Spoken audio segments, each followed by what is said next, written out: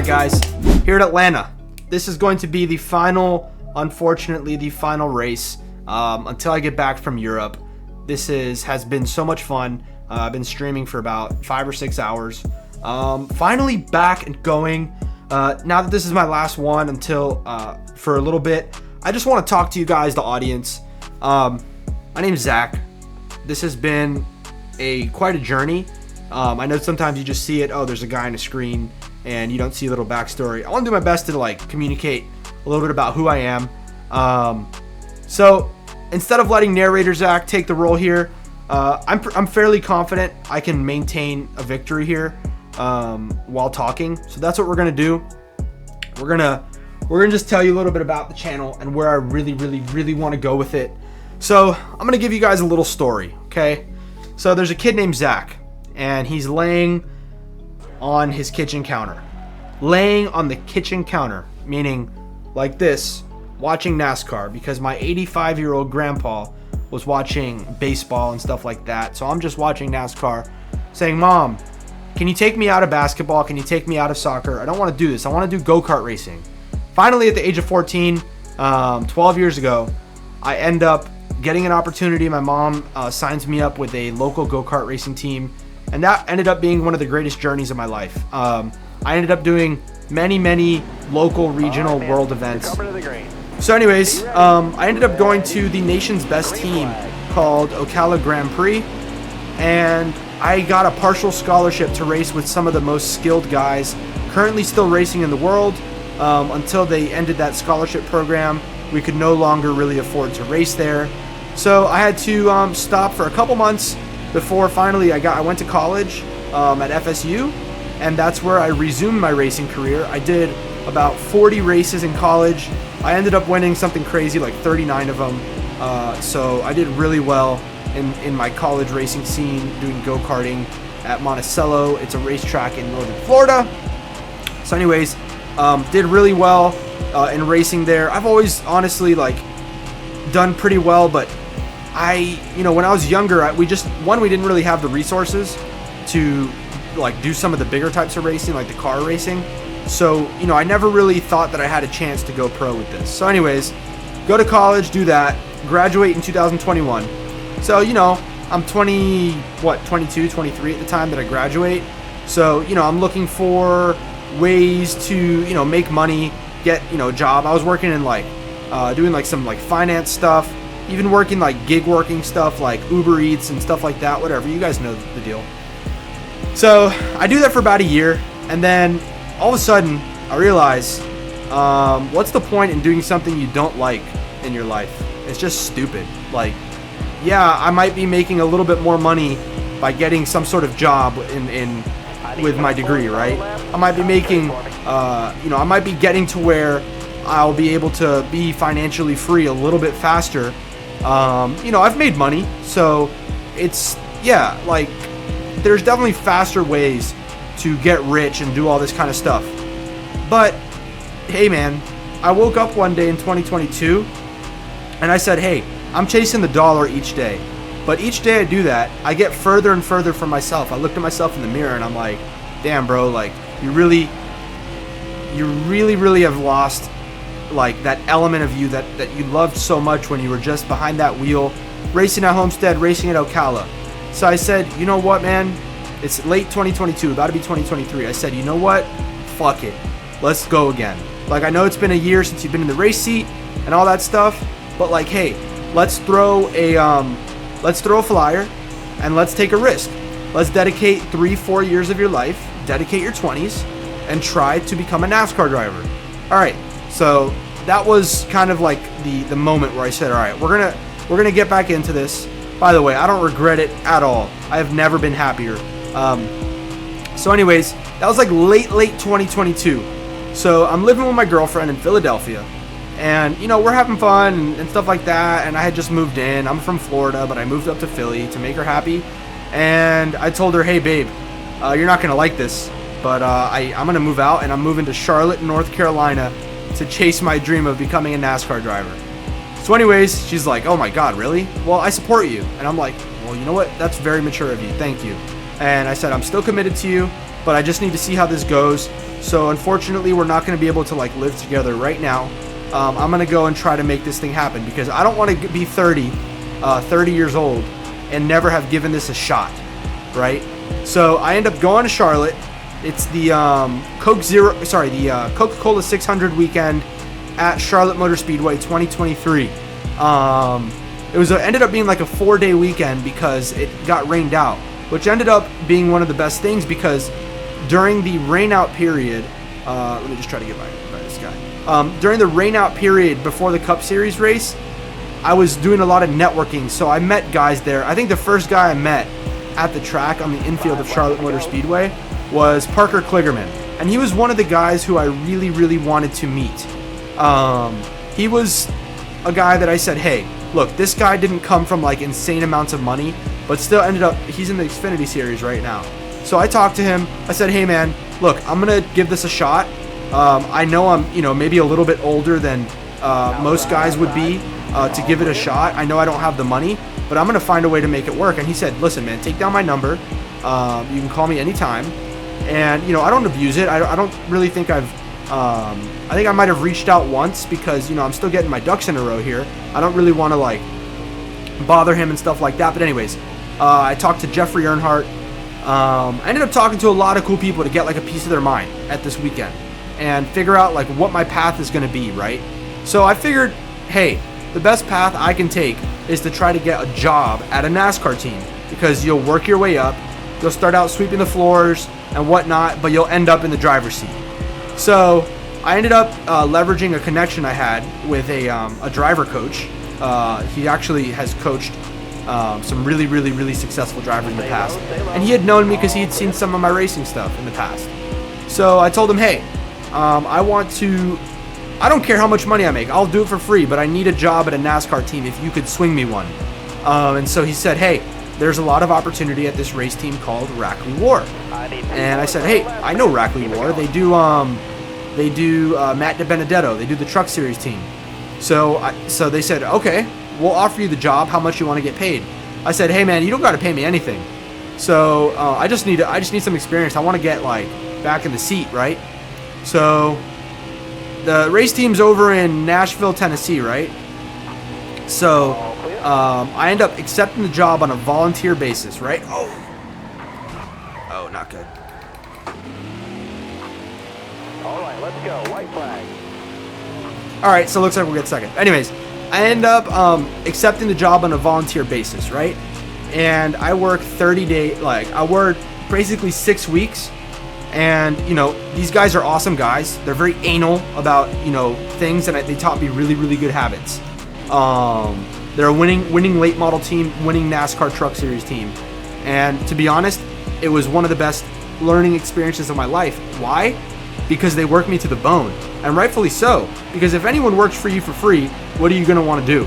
You're going to want to get as much work out of them as possible. So basically, I worked really hard there. I scrubbed the sweep the floor. I cleaned the inside of the cars. I did everything that you just don't want to do. Like after any late model race, you go under that late model car, there's going to be about 5 pounds of rubber in the little nooks and crannies, and I'm claustrophobic. So they were like, you got to get under that car with this air hose and clean it until it's sparkling clean. I want to be able to eat off the bottom of these cars, right? So I'm doing everything. I'm loading the haulers. We're pushing stuff. I am not, look, I'm a driver. I'll just be very clear with you. I'm a driver, and I'm very good at it. If you've seen the movie with Tom Cruise, The Days of Thunder, he ain't gonna go in there and tune those cars. That's me. I'm the driver. I'm the guy that'll get you your wins and get you all this stuff. But I'm not. Okay, so we get the point. So anyways, I'm working every day in a row, 18-hour days, and I ain't getting no break. I'm basically the bitch, right? Because I ain't getting paid. They're gonna give me whatever. So it gets to the point where in the mornings I can't even feel my arms because I'm blowing up the tires. I'm putting air in the tires. I'm measuring the tires for the late model, and I'm doing this ad infinitum, like hundreds and hundreds and hundreds and hundreds and hundreds of times in the span of a couple days. So it's new stuff, but I got to do everything. So anyways, I'm like, yo, how is this gonna get me from being a pit crew to driving the race cars? And I'm like, it's not. so I talked to the to my boss at the shop, and I'm like, hey, can we just have like a frank conversation here? I'm like, listen, I really want to become a NASCAR driver like you were. His name's Willie Allen. You can look him up. I really want to become a NASCAR driver like you were. I've talked to some guys, and I guess that really the consensus is you're not going to be able to become a NASCAR driver just through doing pit crew stuff. I mean, you can, but you got to get in the race seat. And that's what a lot of these guys were telling me. So I'm like, dude, I don't got the money to just like do that. How do I do it? He's like, bro, I'm going to give you an analogy real quick. He's like, listen, imagine you take my car, right? You get first place in the first race you do, and you post it on Instagram, and you got 500 followers. What the fuck does that do for your career? Nothing, because 500 people saw that. But let's say you get in that same car the next day, and now you got 50,000 Instagram followers, but you finish midfield. All of a sudden, now 50,000 people care. So what's the difference there? The difference is if a sponsor wants to put their name on your brand and you got 50,000 people watching, then they could sell products to 50,000 people regardless of whether you win or lose. So I already know I had the talent. And he just said basically, bro, this is an attention economy and you need to go and get that attention. And you ain't getting shit working here like a slave. So basically, we really appreciate your labor and I support you in your future endeavors and good luck. And I said, listen, man, I appreciate that. That's all I really need to know. And I'm glad I got to get this experience so quick, because if I would have accepted like a high pay, they wouldn't have wanted to work me so many hours. They wouldn't have worked me like so hard. It might have taken me a lot longer to learn that lesson. It really only took me like a month and a half to learn that lesson and get out of that situation. And it was the best learning experience of my entire life. So then I move over. I say, okay, we're going to now, instead of doing this IRL, like pit crew to race it, to like get in the seat journey, this is not the most efficient way. And honestly, it's not the way that I want to do it. Like, I want to do this in a way where I'm actually like having a good time and doing something that I care about. So I said, you know what? I'm going to pivot. My idea was to like work my way to the top, and I was like trying to find a job at certain teams, and I did. So I said, well, what I'm going to do is I'm going to hammer social media to a point where I can do this in a sustainable way.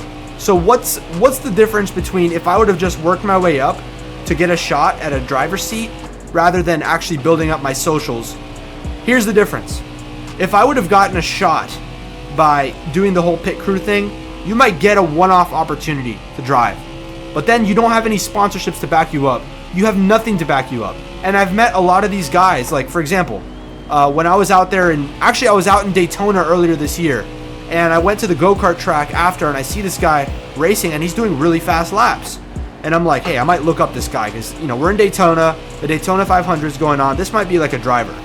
And I'm not going to say any names, but this guy was driving really good on the go-kart track. So I'm like, yo, I waited for him to finish, and I looked him up, and I'm like, oh my god, this guy's an ARCA series driver. So I went to talk to him, and I realized he had done exactly what I was planning to do, but it was 2 years into the future. So this guy was like 27, I think, and he had worked 2 or 3 years as a mechanic for an ARCA team, and he got a shot to drive a couple races. The thing is, he could not build on that. He had like 200 Instagram followers, has no ability to get the sponsorships. So I realized, here's the difference in sustainability. You might get that one-off opportunity one day to drive, and you work your way up and you finally get that opportunity, but then you have nothing to show for it. You have no platform to speak on. You have no one's going to know your name. So for me, I said, listen, it might be a more direct route to get in the driver's seat by doing this pit crew stuff, but it is not the more direct route to success and long-term continued sustainable success. People need to know who you are, what you're about, what you're trying to do in life, if they're going to be able to throw their money behind you, if they're going to be able to support you. So I said, all right, I'm going to just throw myself into social media, and I'm going to do it my way. I had a couple people in the NASCAR community that said, do not do it this way, do it a different way. Unfortunately, I was kind of boxed in. I couldn't just come up. They said, do it in a way, ask around for money, find money, and come up with $100,000 and start racing. And I'm like, listen, if I come up with 100K, that's great. Where's my next 100K going to come from? And then if I use that 100K, then are people going to even care? No. So I said, listen, I'm going to take this the long way. I'm going to build up a platform. I'm going to come up with awesome content. I'm going to work on my communication skills, because that's what a sponsor wants. They need to be able to trust you to get their product and sell it to the masses. And you cannot do that if you have someone that hasn't worked, A, or B, cannot speak. So why not use this platform to do my podcast, build up my speech, build up everything, and build a name for myself slowly but surely. Then I'll transition that. Once I get enough subscribers and followers, all right, we'll take some of that sponsorship dollars and we'll put me in a real race. Start to get me some credibility, some notoriety on the real stage. So that's the route I'm taking. I believe it'll work. And you know what? If it doesn't work, then all the skills that I learned, I'm sure will get me some sort of job in whatever, because I'm doing the ZBC podcast. I'm covering racing in probably a way that really hasn't been covered before, because I have that perspective as a real driver with lots of experience in the past. I've won several championships. I've won many races, and I bring in a different perspective. So I think either way, by taking this route, I win. And that's just kind of how I'm going to play my cards. Has this been done before? I would say no. I would say there have been drivers, I'm going to leave their names out of this, that have gone the kind of iRacing route and made it. But to my knowledge, anyone who's really done that successfully has really had a lot of family money to back them up. So I'm aiming to do this in a totally different way. And that means I'm 100% reliant on building myself up the best, so that people are actually going to want to watch my stuff. So that people are going to actually want to care about the platform that I build. And people are actually going to want to tune into the podcast, tune into my analysis. So my whole thing in life for these next years in my 20s is just to build myself up to be the absolute best I could possibly be. And yeah, I'm going to have to make a lot of sacrifices, honestly. Like, am I doing the corporate America thing of just sacrificing your time for money? No, I'm not. But what I'm doing is I'm doing something that I believe will have long-term massive benefits. So on top of that, I'm working, and I got some other, I've got another company on the side, and I'm going to try to leverage that into a lot of money too. So not going to talk about that. But anyways, so this is the kind of trail that I want to blaze, right? So this is kind of like the early stages. I thought I was going to get this a little bit off the ground before. Ended up my dad passed away. I had to really take care of him through his cancer diagnosis. But anyways, he would have wanted me to get back on the road, get this show on the road as soon as possible, because the number one thing my dad has wanted for me since I was a kid, even though he couldn't afford to put me there, was to get me in a NASCAR car. And yes, I've actually earned my way to being in a NASCAR car. I just didn't have the money to put myself in that thing full time. And even if I did physically have the dollars and cents to field myself for a full season, it's not sustainable, because you need to have some sort of social media mechanism to make it sustainable, so that you can bring in money, bring in sponsorship, and bring in all the other stuff that's necessary to go ahead and build a full season, but then follow that up with another full season. Follow that up with build like compounding interest. Okay, so that's kind of the route I'm gonna take, and I'm full committed. If it doesn't work, fuck it. I would rather put my energy into something and gain the skills, even if it doesn't work out, than do something that I didn't care about. And I 100%, I'm obsessed with racing. I've been obsessed with racing ever since I was a little boy. You can go on my website, zachbanks-calderín.com, and you can go ahead and read my story. I've laid it out for you, okay? So, this is gonna be the last race, and then we'll wrap this video up. So what's the point, right? And I thought about this. It's like, okay, I love racing. I've always grown up, and you go to the racetrack and you have certain conversations with certain people. So right off the bat, I could think of being at Homestead. I could think of racing during college at Monticello.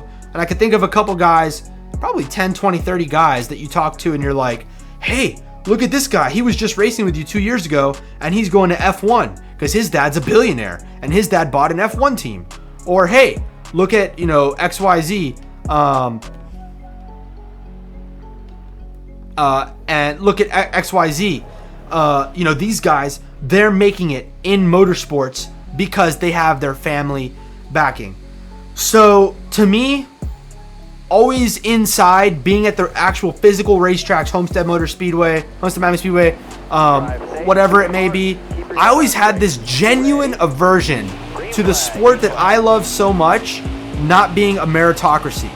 And that's just sad because, there are certain exceptions, but if you look at sports like the NBA, you look at sports like the NFL, you look at sports like the NHL, soccer, this is genuinely a meritocracy. Generally a meritocracy. So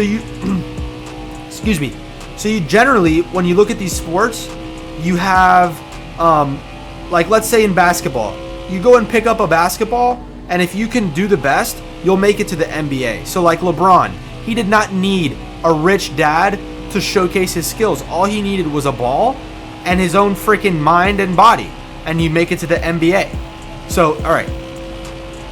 Point is, NASCAR is not operating in this way right now. NASCAR and even F1, these are broken systems. So right now, I really don't like to call people out like this, but I can name a couple guys in F1, I'm sure we all could, that right now maybe they're there due to other reasons than just skill. See, I'll say for an instance, Max Verstappen. I would not bring him into this conversation because while I was on the go-kart scene doing national world races, he was on the go-kart scene. And even back then I said, hey, this guy's got the financial backing, but this guy also is a freaking psychopath in a good way and is the best. He's the best go-kart racer in the world. I remember being 16, 17 and saying, guys, showing like some of my friends, my cousins, look at this kid. He is winning world championships with ease. He is by far the best driver in the world. Anyways, but then you got other guys, guys like in the United States doing NASCAR. I really don't want to name the names, but they get there because their dad is a fat fucking wallet. And that annoys me. It pisses me off. So that comes to why, that's the point at why I'm doing this, right? Oh, wait, you're asking for money. You need the money to do it. Okay, fine. When I get to where I need to be, I'm going to have to do it in a different way. Somehow or another, I'm going to have to get money. And that's probably going to have to be through sponsorships and like community source donations like Patreon and stuff like that. So one way or another, I'm going to have to come up with money to get where I'm going to have to be. But let's just say I'm a politician, right? When a politician gets elected, he has a mandate. He has a reason for why people are going to vote for him. Donald Trump wants to close the border, wants to lower taxes, wants to has a certain thing. Kamala Harris right now, her positions are the environment, women's rights, abortion, whatever. So you have a reason. My reason for wanting to be a NASCAR driver, what I'll do with my platform is I want to make my voice heard as a NASCAR driver, whether it's the NASCAR Drivers Union or whatever it may be, the Race Team Alliance. What I want to do is I want to make my voice heard so that the teams actually get as much money as possible. Now, what does that even mean? So if you're not really familiar with how NASCAR works, NASCAR is basically funded through the TV deal, just like most other leagues are. So if you look at the NBA, you look at NFL, they have basically billions of dollars. I might get wrecked here. These leagues have billions and billions of dollars worth of TV deals. Okay, so this means that each team is going to go ahead and get a big portion of these TV deals. I believe last year the NFL gave each team about $400 million. So NASCAR, by contrast, its teams only get 25% of the TV deal, which might sound like a lot, but it basically is not enough, and it forces these NASCAR teams to have to go ahead and they're operating at a loss because they're not getting enough revenue from the TV deal. So now they have to go ahead and, instead of getting the best drivers, it's so expensive to race in NASCAR, and they don't share the profits with the team enough, where basically these teams are now unfortunately forced to only get, most of the time, the driver that brings in the most money. And a lot of times what that causes is one of two things. One, you get a driver who's afraid to say or do much because they don't want to upset their Fortune 500 companies, who are basically, they're just like politicians.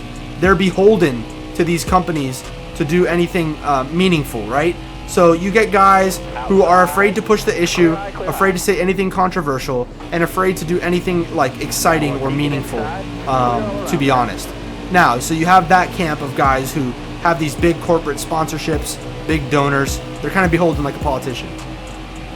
On the other hand, you have your rich kids. This is the crowd that pisses me off more than anything, is the rich kids. So you got the rich kids and the guys who are afraid to say stuff. And what that does is now you got a bunch of vanilla people. You got the vanilla rich kid who has not worked his way up the ladder. He's just been given the money to do it, right? So he really hasn't built up his character, because either way his dad's going to foot the bill. Also, you have the guy who might have made it, might have had a leg up with money, but now can't talk about certain issues because, let's say, Target is sponsoring him. Target ain't going to let you talk like I talk, all right? They're going to want you to be like very chill and not talk. And so what happens is, then you have a whole series of people who are just vanilla and bland, with the exception of a notable few. Kyle Larson is not bland, is not vanilla, but Rick Hendrick is giving him his drive. He's not sponsored, he doesn't bring in family money. He's there on talent. So certain guys, that there are exceptions to this. But most of the guys, man, no one cares about. Like, I don't want to name any names of anyone in the series. I don't want to alienate anyone in the series. But there are guys, seriously, who no one cares about. Like, unfortunately, just no one cares about. The number one guy I care about who's actually making his voice heard is Denny Hamlin. You might hate him. I like him because he's actually making it known that we have an issue here. So what happens if you solve this issue? Let's say you give the teams 40% of the revenue. All of a sudden, now your team can go ahead and, instead of having to worry about their bottom line and rely on a driver to bring in the money, now you could just find the best driver, because then you have the money to fund, and now all you're focused on is getting that best driver in, and therefore you'll get that best driver, and you're not really focused on how much money he's bringing in. And so now you could bring someone exciting, someone who actually brings in like a lot of talent. And if every team has an opportunity to be funded like this, then all of a sudden the teams can come in and bring that next generation, bring that best talent in, bring that best personality in, bring who's going to win their races for them. So now what happens if you have an ecosystem like that? Well, we're in an attention economy. Everything runs on social media, everything runs on the internet, and people are going to start following NASCAR because they're going to start seeing drivers that they actually care about, that actually have a personality, that can actually drive, that actually had to work their way to build themselves to get the best talent possible. Now people are going to click on it. Oh, wow, look at this guy. Look what he said. Oh, wow, look at the move that he made on the track. All right, I'm going to click. I'm going to follow. Now you start making organic growth. And when you start making organic growth, you start to increase the TV ratings. You start to increase the amount of money that NASCAR can end up charging on a TV deal, on a streaming deal to Amazon. Amazon will come in with hundreds of millions of more dollars because you got hundreds of thousands of new fans. So the real way to actually grow the sport is to invest in what makes the best drivers. And it's so simple, but the system has to be fixed. There's greed on too many angles, and I'm sick of it. So that's going to be like my whole platform when I get to where I need to be, is to make sure that within 10, 15 years, this thing moves from, like, honestly, such a broken system to a more meritocratic and skill-based institution. So I'm done with my monologue, and you know, I'm emotional about this, and I deserve to be, because I've been in racing for a long time, and it's so hard to get your name and face out there when you don't have a corporate system behind you, when you don't have a giant like industry behind you. Like, for example, I'll just say that I raced with Sogan Largent, right? Random name. And his dad owned a giant corporation. All right, Logan Sargent, right? I raced with both of those kids. And yes, they were skilled, talented, and all that. But the only reason they got to where they were is because their dad owns like Sargent Industries. Like, he's like a billionaire, right? So it's just frustrating at the end of the day when, you know, obviously there's a whole system that's working against you to get to where you need to be, and it makes it damn near impossible to like realize your goals. So anyway, I'm sick of it. I've had many years to think about my real feelings on this, and those are my feelings. My feelings is I'm not mad at it. I'm not going to give up. That's not in me. What I'm going to do is I'm going to work hard, and I'm going to be one of the loudest voices of the new generation, because we have Denny Hamlin. We have a couple of guys in the Race Team Alliance that are really making their voices heard on this. But I'm going to be one of the guys in the new generation that makes their voice heard. So that's really like encapsulates my rage towards this whole thing. I wouldn't say rage, it's just passion. It's passion at a broken system, and I really want to fix it. All right, so let's move that to the side, and I'll let you guys hear what narrator Zach has for the rest of this race. Then we will call it, and we'll wrap up this video, and we'll go for it. Or should I keep talking? Should I keep ranting? Nah, I don't really think I have much to say. I really don't. So anyways, we're going to just try to focus and win this race, make sure this guy in second place doesn't catch us. Right, so pretty epic rant there. You know, definitely something as I look back on. It's something that I feel strongly about. But let's take our tune, let's turn our attention to right here, right now. We got a guy trying to wreck us, just misses. And the guy in second also just missed it, but he scraped the wall, so basically a net wash there. I didn't really gain or lose time compared to second place, so he's still stout right there. And we're going to go into turns 1 and 2 and grab that middle apex right on that white line and come out close to the wall. And basically we're trying to make sure the guy behind us doesn't get our draft, right? So coming into 3 and 4, a very similar line, but it's really the line in 3 and 4, guys, you can also rip the center, and you really want to just kind of play around and see. Your car is never, I mean, it technically is the same, guys, but because of where your tire temps are, which aren't ever going to be the same as the time before, you really have to search around and find where your grip is on any given time. And also you have to find your grip is so that you can kind of avoid these idiots here trying to make our race hell. So we go low. This guy kind of gets us a little bit, but we end up outsmarting him. And now the guy in second trying to make his move, trying to pounce, but ends up right on our bumper. So now we got 4 laps to go here as we start lap 8, and we have to try to find our way to get an easy dub. We scraped the wall. Is that not good? But the guy in second gets kind of a weird entry into the corner, and that allows us to get kind of a run. Somehow he doesn't get too much of a worse run, and he's able to kind of catch the draft. If I were him, I'd be eating that draft up like a can of sardines. So turns 3 and 4, we're right up against that white line and trying to make sure that we can just do everything we can to set ourselves up for a victory with 3 to go here. So a nice lap at 30.7, and we're just trying to do the same thing, guys, and just try to rip it as fast as possible in turns 1 and 2. Kind of missed the apex there, and you can see that the second place guy ends up kind of, now he's really eating our draft, and that's really making him catch up to us. But we got trouble here in turns 3 and 4. We're trying to see what this guy will do. We're going to give him the opportunity to dodge, but he ends up missing us, missing him, and now we got 2 laps to go. You can see me frustrated. I'm pretty back there, like I'm pretty behind, but for 2 laps to go, that's about a second behind, maybe 0.8 of a second. So I'm kind of pissed off. You can see my lips are pursed and my face is all pissed off, and I'm like, damn, we're not going to be able to win this race. But I'm going to try everything that I can to really get back in a good position. So we're really trying to use as much of the car as we can and we actually are gaining a little bit here. And as we take the white flag, unfortunately, we're pretty far behind, right? So what we're going to do is just try to do a qualifying lap. So we rip it right into turn 1 and just try to get as fast as possible. And we're actually gaining on the guy. But here we go. We see that this lap car trying to terrorize us again. So now it's just a matter of who can avoid it, right? So he goes low. I just say, frick it, I'm going to commit. And I might miss him right just a little bit. Woo! Let's go! Yeah! I hate to win that way, but I definitely deserve that one because I was ahead the whole race before the lap guy wrecked me. But that's gonna do it for that little rant. So if you guys ended up watching that whole rant, let me know. Let me know what you thought. I don't care. Is there a flaw in my logic? Am I crazy? Nah, I ain't crazy. I'm freaking driven, and we're gonna do this thing. So yeah, guys. I'll leave that where it is. I'll let that kind of simmer a bit. That was a perfect way to end it. And catch you on the next one.